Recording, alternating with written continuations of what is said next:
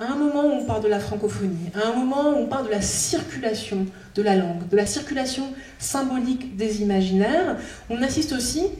à une nouvelle frontiérisation, pour employer les termes d'Achille Mbembe, du monde, où finalement la France va aussi construire des murs, en fait, construire des murs réels en produisant des polices précises dans des États africains qui vont devenir des États garde-chourmes, en fait, mais aussi en ayant une politique très précise au sujet des visas, de qui peut venir en France, qui peut circuler. Ce qui fait qu'en fait, tous ces débats, moi ce qui m'intéresse là, ici précisément, ça va être cette francophonie africaine, mais il est vrai qu'il est extrêmement difficile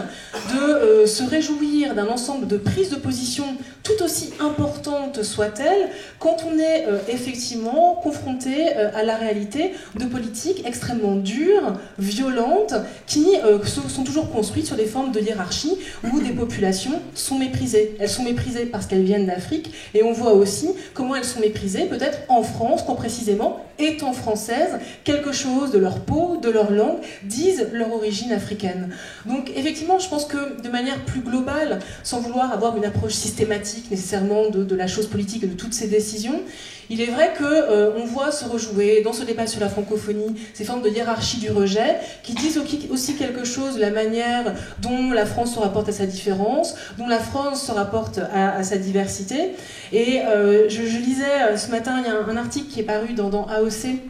j'ai malheureusement oublié le nom de l'auteur, qui avait un titre assez provoquant en fait, et qui revenait justement sur ce grand moment de la restitution des objets d'art, enfin de toutes ces missions en fait, cette mission qui est mise en place actuellement pour restituer les œuvres d'art spoliées au continent africain pendant la colonisation. Il est extrêmement intéressant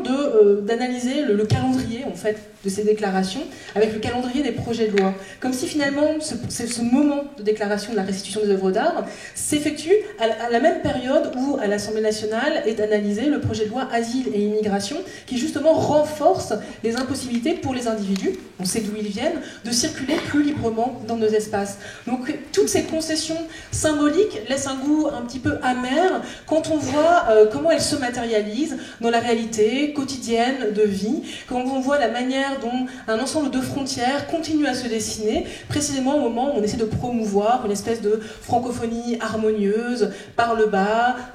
déringardisée et finalement ouverte à tous. Et ce sont toujours, moi, ces contradictions en fait, qui laissent un goût amer et qui manifestent quelque chose d'extrêmement cynique finalement dans la politique qui est en train de se jouer.